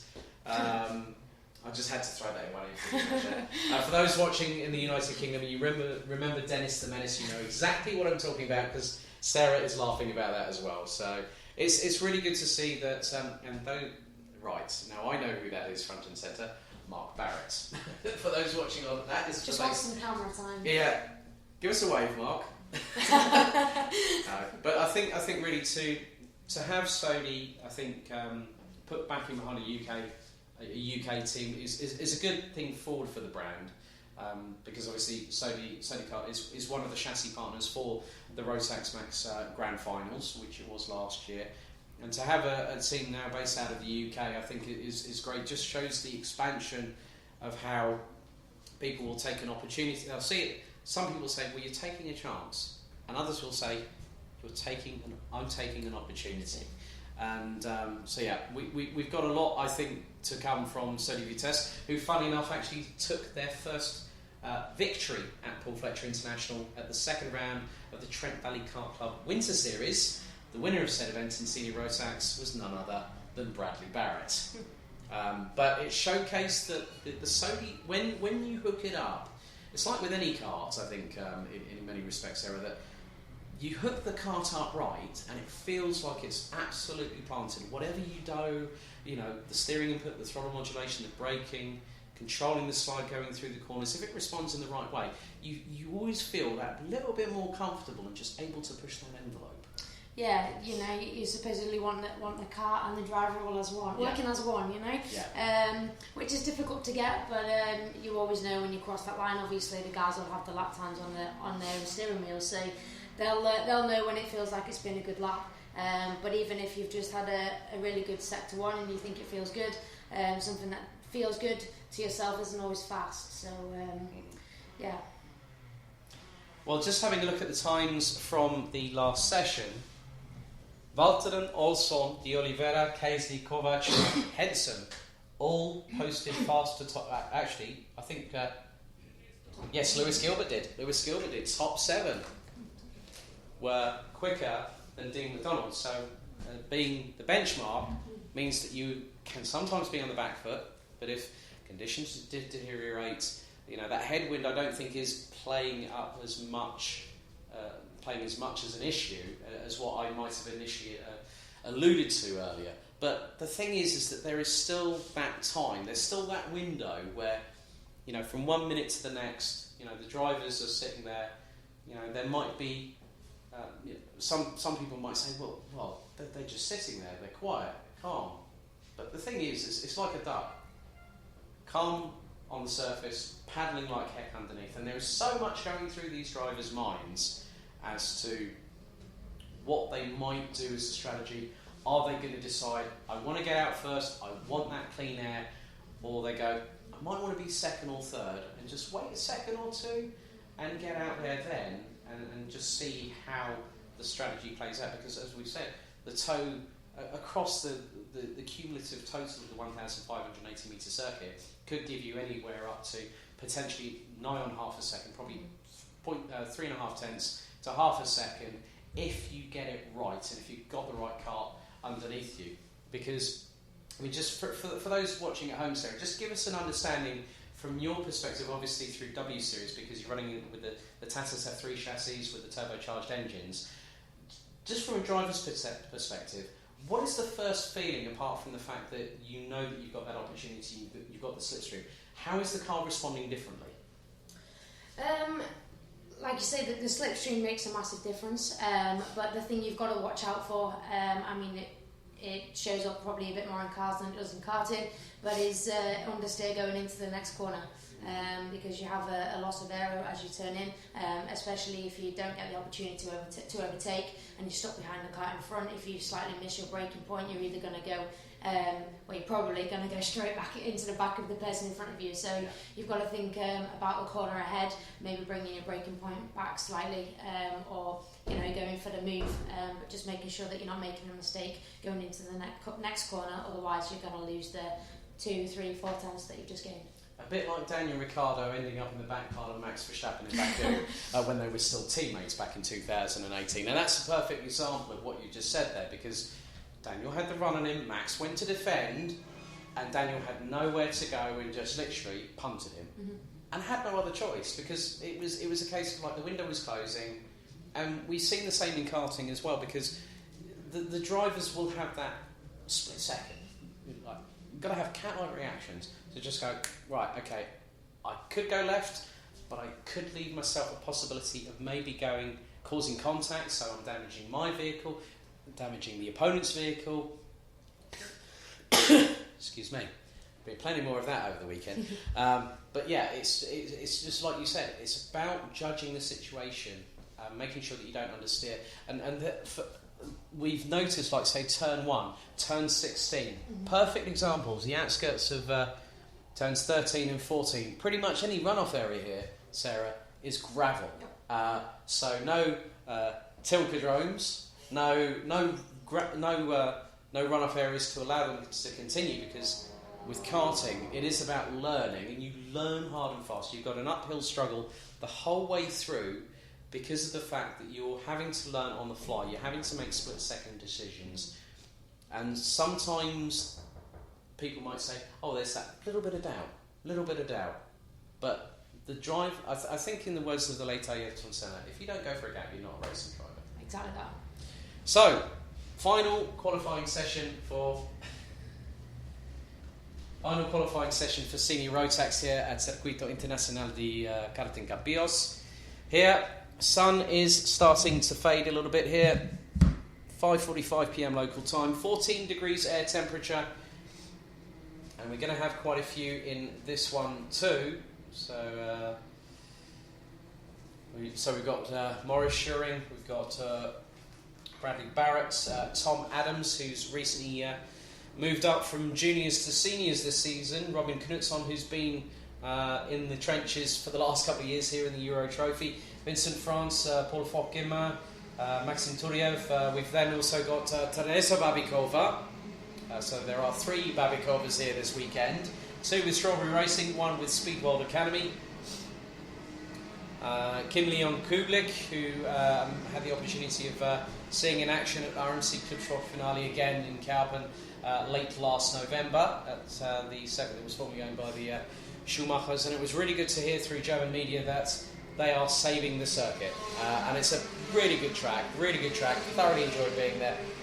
So we're going to get the first sort of ideas of the time. So Blom in the 370 goes a 17.0, but Turiev, Babikova, Kian Sang from Great Britain. Brad Barrett's actually gone quickest in Sector 3, as is Paul Fock-Guimard. They've both done a 16.7. Turiev's gone quicker than Blom in the first sector.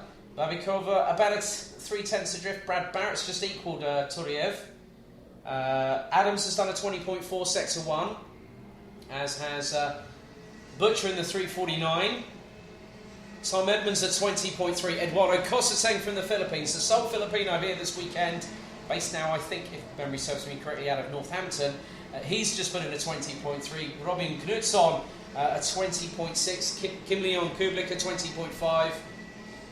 And at the moment, Turiev, Babikova, Barrett, Gerhard, Fock-Guimard, they've all done a 26.7. Blom is the quickest in sector number 1. Sector 2. Puts in a 1 minute 3.9. Turiev goes top with a 1 minute 3.7. Brad Barrett a 1 minute 3.8. Tom Adams a 1 minute 4.0. Butcher goes up into P3. Times changing every single moment. Tom Edmonds goes top, 1 minute 3.424 from KR Sport. Cosateng now behind Turiev in P3, 0.367 seconds off of Maxim Turiev. Brad Barrett is only 17 thousandths off of P3 in this session with just under 2 minutes to go. So it's Edmonds, Turiev, Cosateng, Barrett, Butcher, Blom, Adams, Fock-Guimard, Gerhard, France, Babikova, Schuring, Oksanen. That's Una Oksanen from Finland, Robin Knutson, Nuno Blum from the Netherlands in the 319, Cisneros Salas in the 308, 16th ahead of Jordi van der Eyck, Kublik, Kian Sang, Capitan from France running out the top 20, all separated by 1.571 seconds. As some more drivers come across the line. Blum goes second quickly, but Turiev goes second. Babikova up to P7. Now drops down to ninth as Gerhard and Fock-Guimard working together, it looks like, in quali. Butcher goes P2, 46 thousandths slower than Edmonds. But most importantly, they are not quicker than any of the drivers in both sessions 1 and 2, with Dean McDonald doing a 1 minute 3.35 in the previous session, with Juho Valtonen representing Finland, making sure that was quite equivocably eclipsed. So 20.2 first sector for Turiev in fourth, Edmonds, Barrett, Blom. 26.6 for Turiev and Blom in sector 2. Babikova 26.7, as is Barrett, Gerhard and Fock-Guimard. Blum, Adams, they've all gone 26.7s, but Turiev and Butcher might improve. Turiev set a best sector 2. Doesn't improve, a 1 minute 3.624. Babikova up to P7, head Kian Sang. Tom Adams now goes P7 ahead of Babikova, Sang and Luna Blum, who rounds out the top 10. 0.416 of a second. Checker flag is out. Edmonds doesn't improve but stays P1 for the minute. Kostetang will stay P3 for the moment. Knutsson rounds out the top 10. Morris Schuring P14 ahead of Vincent France and Jordi van der Eyck, who rounds out the top 16, all separated by 0.724 of a second. Kim Leon Kublik 0.805 of a second off of the pace in 18th. Arke Montoro in the 392 will be 23rd quickest on a 1 minute 7.013. That's 3.5 seconds off the pace, so might have had a few difficult laps. But Juha Oksanen in the 318 sets personal best in first and second sectors. Turiev will stay 4th.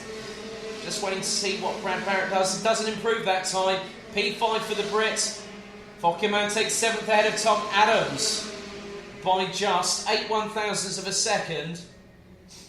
So we're just waiting for Blom in the 370. So Tom Edmonds takes the session. So the Briton from KR Sport in the 355 takes the top time in qualifying practice Group 3 for senior Rotax. 46 thousandths ahead of Butcher in the 349. Kostetang takes 3rd. Turiev 4th. Barrett in 5th. Blom in 6th ahead of Fokema. Adams, Babikova, Kian Sang rounding out the top 10. Robin Knutsson and Luna Blum the top 12. Kylian Guerin in the 306 from France, 13th ahead of Morris Schuring from JJ Racing. Kraft Motorsport, Vincent France, Jordi van der Eyck from RB Motorsport.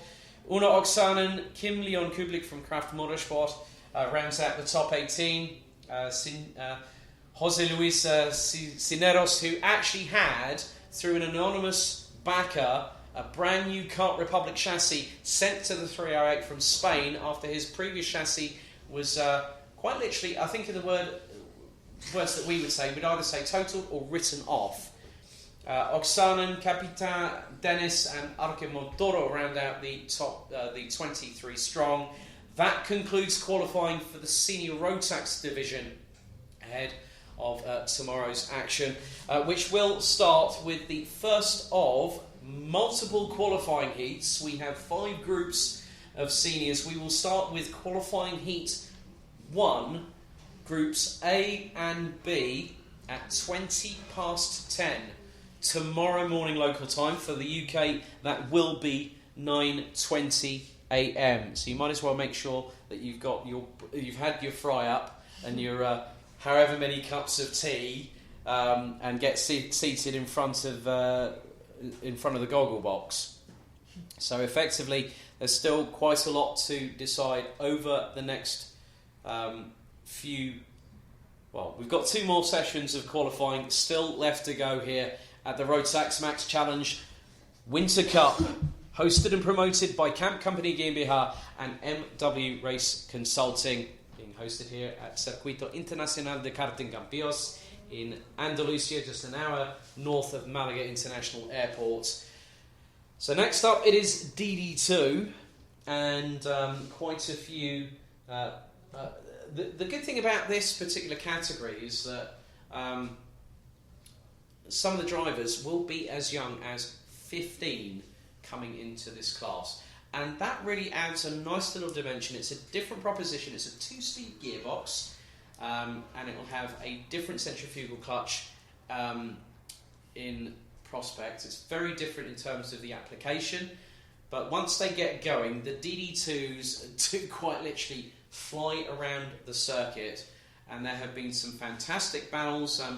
For instance, the DD2 final at Sarno last year was absolutely breathtaking, because there I was. Let's have a look at the replay here, just through a little bit of the action a bit earlier on. So you can just see some of the drivers coming through into the pits here at Karting Campillos. A new feature again.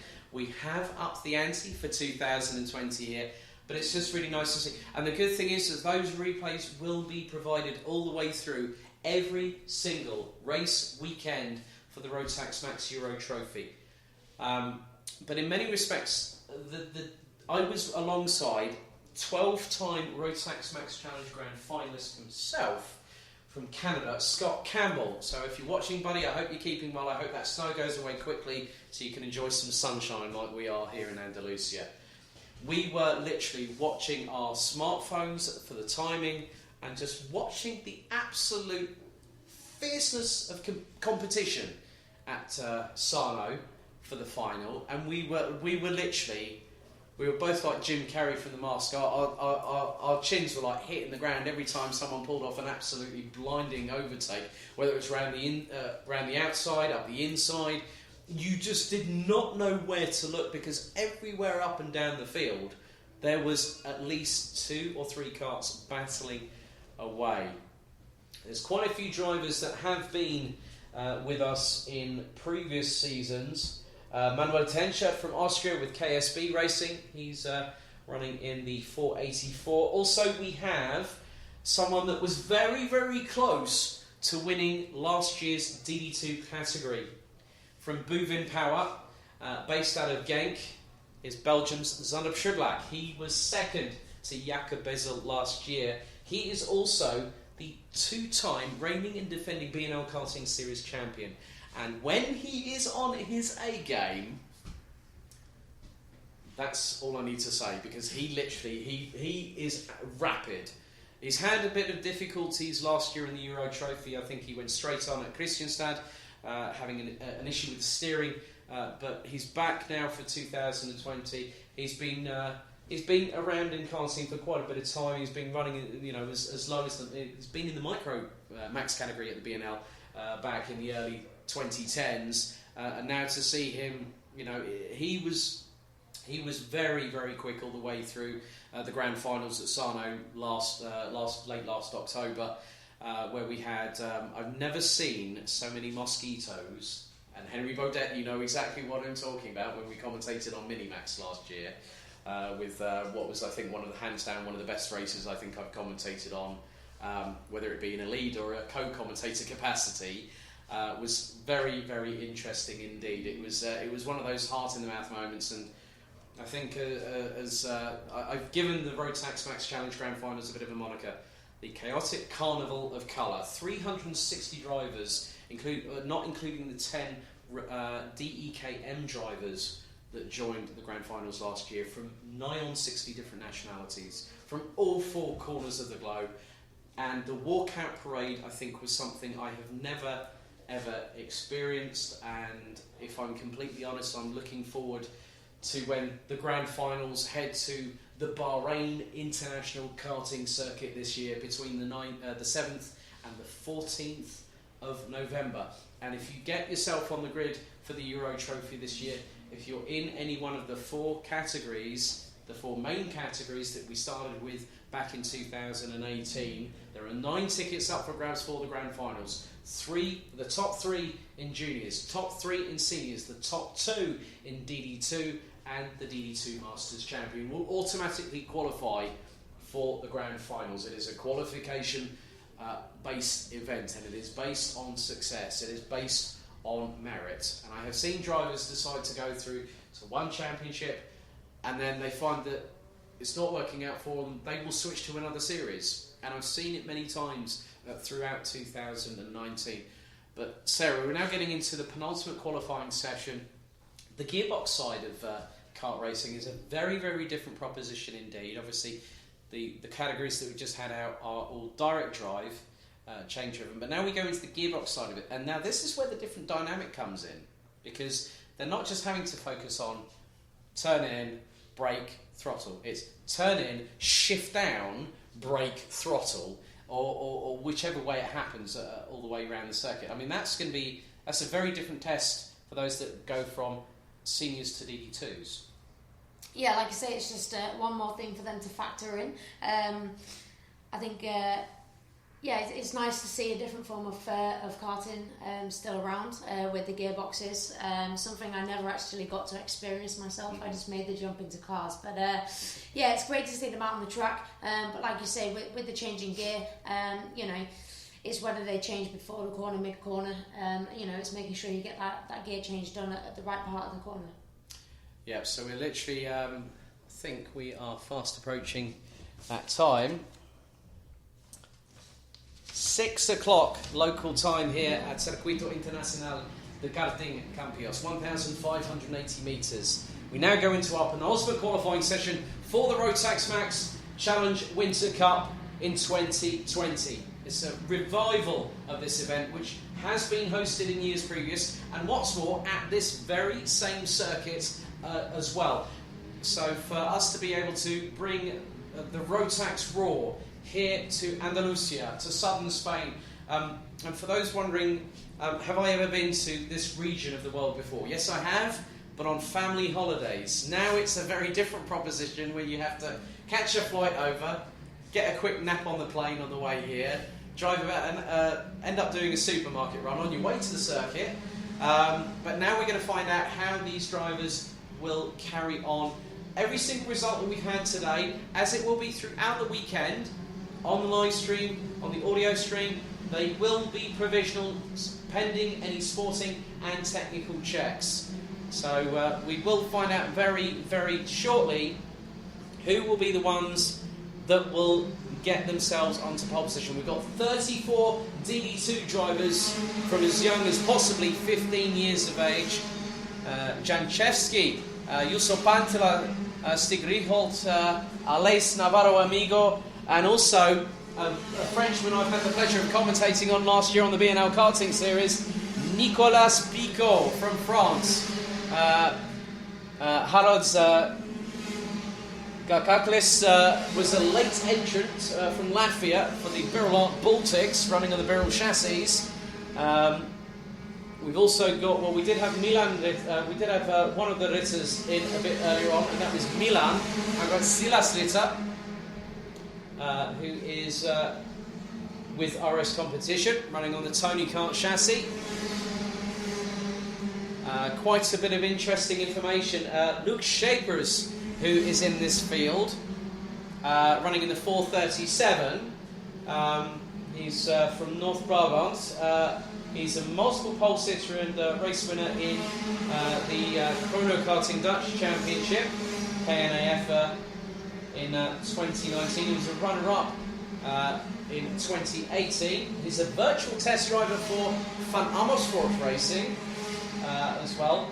And he's also been a Dutch champion for NAB and NFK in 2015. And this is where it got really interesting, because we were asking people to provide hobbies. He plays handball in his local team called Tremeg, but then plays the bass guitar in a band called Carbon Castle.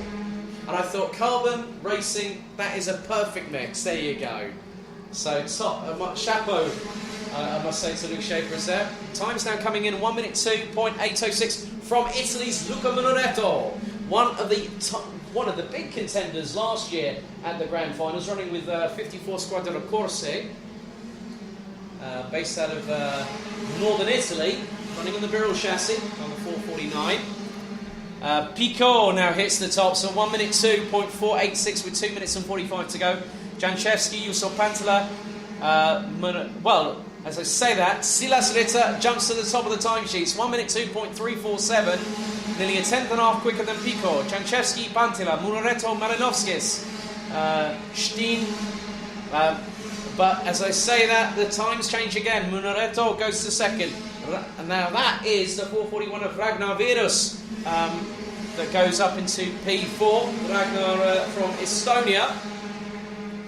Ville Villainen and David Remy ran out the top 10. Zonda Black about, well, he's only a thousandth slower than David Remy. He's down in P11 at the moment, as some getting their heads down, heading down the back straight away towards turn 16. We're past the halfway mark in this session. We're actually 38 seconds on the clock remaining. And at the moment, the 34 drivers, the top 33 separated by just over 1.5 seconds. And that is from Zonda Shriblak, who is the new provisional pole sitter in this session. And he's just been in a 1 minute 2.207. Silas Ritter is only 13 thousandths off. Minoretto could be a factor if he gets a bit quicker in sector number 3. As we've got the time fast running out here, as well as the sunlight starting to fade. Ragnar Virus stays in P6. Fredrik Järvik is just ahead of Aleix Navarro Amigo for P16. Zinkevicius in 4:24 is now 19th. Manuel Tenchert only as high as 21st, ahead of the Netherlands' very own 4:13 of Imke Arts. Top 22 separated by 0.852 of a second. Schurblack goes across the line and improves even further. 1 minute 2.128 from the Belgian, from Bubin Power. But now it's the case, Mureto has got a lot of work to do in this last part of it, as Janchevsky takes P4, ahead of Nicolas Picot from France. Steen Villanainen, 7th and 8th. Niklas Keynes, the Euro Trophy Open winner from last April, in 11th, ahead of David Remy, who's down in 12th. Daniel Mahacek in 14th, ahead of Aleix Navarro Amigo, who actually set his best lap time on the final attempt in qualifying at 1 minute 2.945. But Schurblack has done it. Ritter and Mureto could not do enough for that session.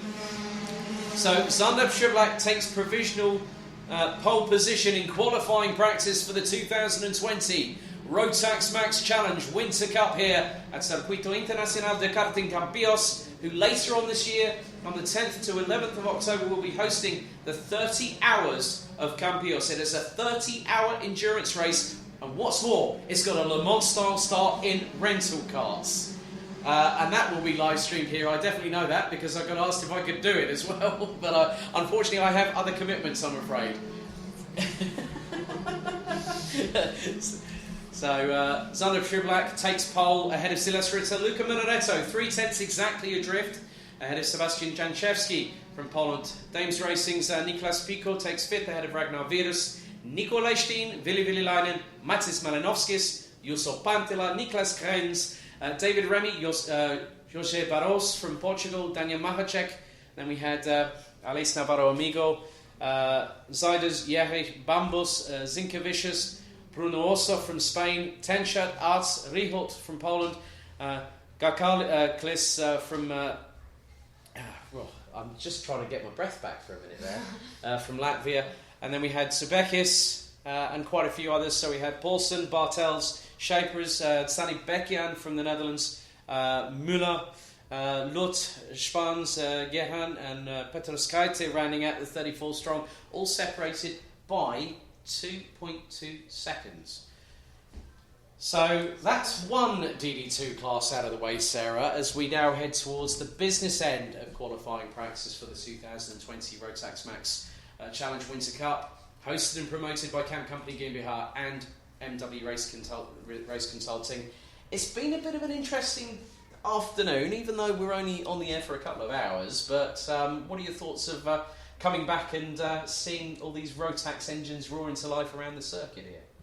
Yeah, they're my best memories of karting in my Rotax days, so it's good to see the Rotax grids so big. Yeah, it's good to see them out on track, and impressed with how close the times are. It's been good so far.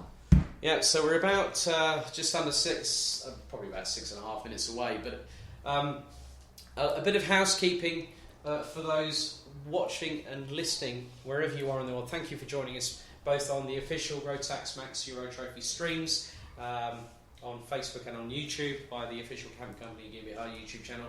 The Rotax radio channel on Downforce Radio, the nation's motorsport station, will be broadcasting all the way through this weekend and also the season. For the Rotax Max Euro Trophy, head to rotaxmaxchallenge-eurotrophy.com. You'll find about where we're racing, the regulations, any supplementary regulations, any timetables. You can get live timing, you can get live streaming from that particular website. Head to, or type in the search engine on Facebook, Rotax Max Euro Trophy. You will find us. A big thank you to the near on 1,700 likes we've had on Facebook so far. We're fast approaching 1,500 on Instagram as well. That is at Rotax Max Euro Trophy. Please tag and get involved. Share your stories. We want to see as much activity throughout the paddock, throughout this weekend and also the coming season. The sun is starting to fade.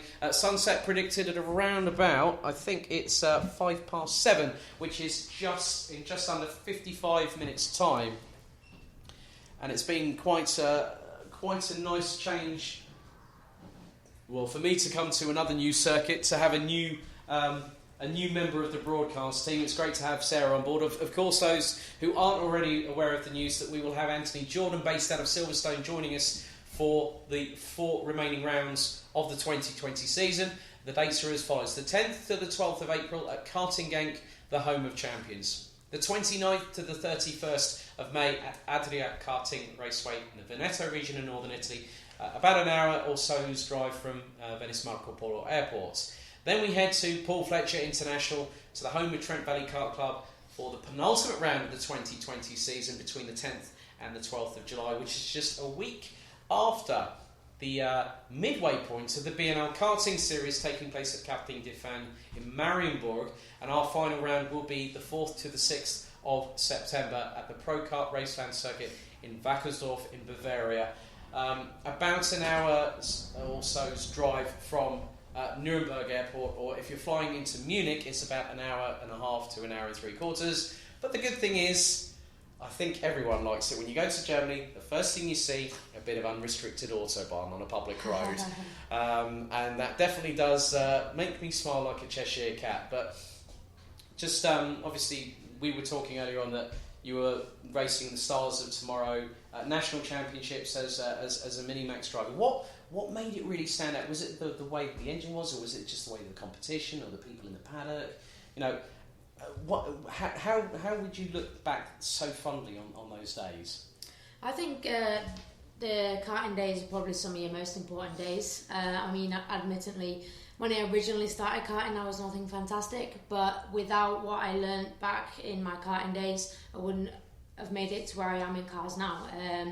You learn all your basics in karting, you know, all the way from your braking, your accelerating, learning how the kart works, how engines work, you know, all the way to your overtaking. So you learn a lot of kart craft, and it's very important. I mean, you see a few people jump straight into cars, and you always see a difference, you know, in the way that they act on the track, compared to the people that have been doing it for a number of years. So yeah, it's some of the most vital years of racing is karting, for sure. That's very, very true. Well put there, Sarah, and I couldn't agree more, because the amount of drivers that we now see in Formula One, you know, Charles Leclerc and Max Verstappen, very much rivals back then when they were racing each other, and it still goes on today in the pinnacle of motorsport in Formula One, obviously with them now having their last year under the current regulations before the massive change in 2021, which I'm looking forward to, because I think that with that we need a mix-up. We need an equaliser, and I think Ross Brawn has really done a fantastic job with trying to bring something that is not only going to appeal to us that have been watching the sport for years, but then the new generation, because obviously with hybrid technology being a part of the modern automotive infrastructure when it comes to major manufacturers, both whether it be you know, volume manufacturers to even high-tier luxury cars such as Range Rover, Jaguar, and some of them are even going full electric now, which is just showing how much the automotive world is changing. But with it, in correlation, the motorsport world is changing. Because if you didn't see a big announcement that was hosted thanks to our good friends at IK Media, the promoters of the DEKM, the German Electric Kart Championship, we have a very exciting proposition, because along with the 4 categories that will battle out for the 4 titles at Wackersdorf, the DEKM and the brand new Project E20 that was unveiled at Circuito Internazionale Napoli in Sarno last year is coming to the finals for Rotax Euro in 2020. So we will be crowning 5 champions. The DEKM, I think it's a great thing, Sarah. I think with modern day automotive technology, that we see the correlation that it's not happening just in Formula One or hybrid technology in the WEC, but now we're seeing it in karts that are 100% electric. And there's one guy here who's driven the previous generation, Bradley Barrett, driving the Rotax Thunder, but the E20 now is just showcasing how that when one manufacturer puts their mind to achieving something that's going to have a great bit of action for us, I think that's going to be the case, wouldn't you say? Yeah, definitely. Like you say, it's the future. You know, not only cars in general, but within motorsport, it's definitely going to take over in the coming years. So to introduce it from grassroots is very important, to get the youngsters to understand. Like I say, that's the future and that's the way everything's going. So we now get underway with our final qualifying practice session of the 2020 Rotax Max Challenge Winter Cup here at Circuito Internacional de Karting Campos in the southern Spanish countryside. So the timer has started to count down, and we have it might be our lowest grid, but I will assure you of this, that it will have the most varied types of drivers that we have, including the person that is I think, if memory serves me correctly, is the most decorated Grand Finals participant in Rotax history. And that is the number 555 of Christophe Adams from Belgium. 14 times. He is a 2-time winner of the Grand Finals. He's also very much been in the thick of it. He was second in last year's DD2 Masters category after Roberto Bajewski from Austria. And you can just see on the replay once again just how the sun is now just coming in. And again, that's going to lower the ambient air temperature. It's going to cool the track a little bit, but now the drivers are going to have that little bit of extra purchase. I don't think from necessarily the tyres, as they're now starting to go onto their flying laps. So good to see that our inaugural DD2 Masters champion, Poland's Sławomir Murański, has come back from a significant injury that he suffered in the Grand Finals last late October. He is back, fighting fit, and I might be going all in very early, but I think he's going to be one of these drivers that we have to see as a potential candidate to regain the title. He was fourth last year behind Michael Becker, Christophe Adams and Roberto Bajewski. Not for the want of trying. So Murański does a 20.5 in Sector 1, that's quicker than anybody, apart from Rudy Champion, the 5.44. Murański does a 26.5, Sector 2. He's not been bettered by anyone quite yet. And he puts in a 1 minute 3.634. Ido Andrisani goes third, just behind, Klaus Parnet in the 5.02 goes ahead of Bruno Dos Santos. Ido Andrisani, we then got the 5.07 of Jan Karlsson from KH Racing in the 5.07. We've got Winkler in the 5.66, running at the top 6 position, separated by Rudy Champion. As I say, that goes 26 thousandths quicker than Sławomir Murański with a 1 minute 3.608.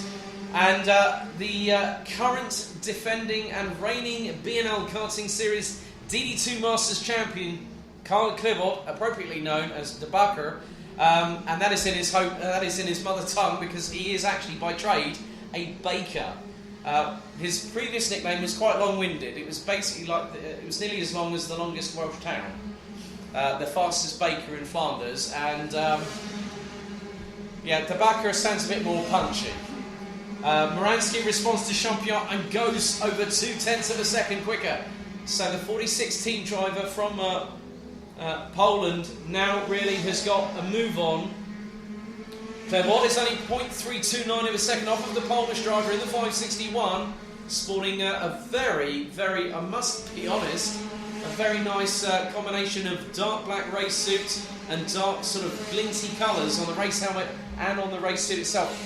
Champion does not improve, but Karl Klebot does now respond. Goes to just over a 1/10.5 slower off of Murański. 1 minute 3.530. Frederik Baker from Belgium in the 5.53, who says that Karl Klebot is his hero and his mentor as well. He's now currently running in 13th. He's just behind Konrad Bayer from RS Competition in the 5.08. And has a very, very doting companion in the form of an Alaskan Malamute. Look that up on Wikipedia if you want. Big dogs from Alaska, very much like Huskies. So 21 seconds on the clock remaining. Murański still leading at the moment. They will only have 2 heats for the DD2 Masters. before the two finals, where we have a top 15 scoring in that position. So Rudy Champion responds and gets past Karl Klebort in the run to provisional pole. Moransky has it at the moment, but it depends on Champion and Klebort. So Moransky is about to come through, and he's going to head now through into turn 14. Now down the back straight away into T15. A quick kick into the right hand and into the right hand hairpin at turn 16. Into the left at 17. Moransky looks to be planted coming out of the final corner. He's going to neatly clip the apex and run a little bit wide. Two wheels on the curb, that's not a problem at all. And he goes in and puts it at 1 minute 3.278. Who's going to respond first? Who's going to get close? Dos Santos can't do it. Andrisani can't do it. Carlson in the 5:07 11th.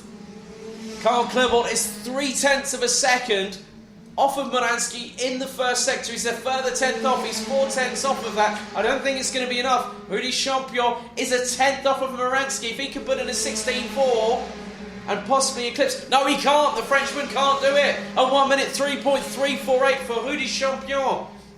On that particular lap time, Karl Klebort, unfortunately, could only muster as much as a 1 minute 3.701.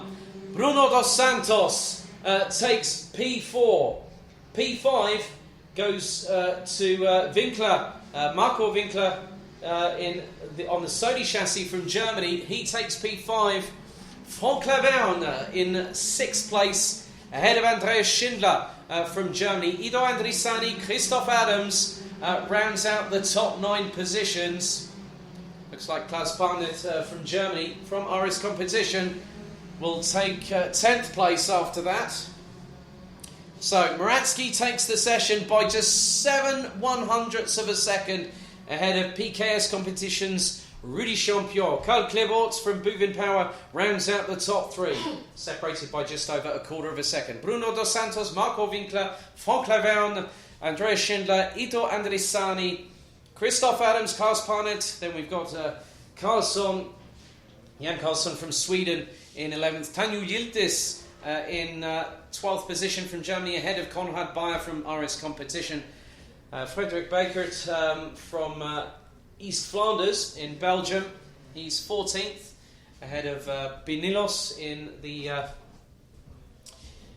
5:14. Rodrigo Pinilos from Kachmi.de on the Mach 1 chassis takes 15th, with Maxim Shaposhnikov from Russia rounding out the 16-strong order. That concludes qualifying practice for the 2020 Rotax Max Winter Cup here at Karting Campillos. Sarah, just give us a brief summary of your thoughts on what we've just seen and what we can expect starting from tomorrow morning. Yeah, from obviously what we've seen in qualifying, I think the ones to watch for me will be the seniors. That'll be an interesting grid with there being so many cars out there, so it'll be interesting to see how that all plays out. But yeah, all the grids were quite close on the times, and I think there's quite a few good overtaking opportunities out there. And if this wind continues into tomorrow, I think with the tow down the straights, that could make quite a bit of difference come the race. Yes, I definitely agree with you there on pretty much every single point. I think you've taken the words right out of my mouth there, to be fair. But that is it for qualifying practice for the Winter Cup here at Karting Campillos in Andalusia in southern Spain. From 10:15 tomorrow morning local time, ladies and gentlemen, I just have the following news flash to give you. Grab yourself a seat, hold on to something, because we start our first of 34 races at 10:20 tomorrow morning. The Senior Rotax division will kickstart the Winter Cup. If you think qualifying practice was something to showcase what is going to happen, I think a very particular song lyric, Sarah, would be "You Ain't Seen Nothing Yet." Join myself, Alex Goldschmidt, in the commentary box, and Sarah Moore from W Series and Racing Pride UK in the pit lane tomorrow. We go lights out for the first time at 10:20 local time here in southern Spain tomorrow morning. So join us both then. Thank you very much for watching. Thank you very much for listening. See you tomorrow. where the Winter Cup goes up the rev range and the Rotax Raw returns to continental Europe.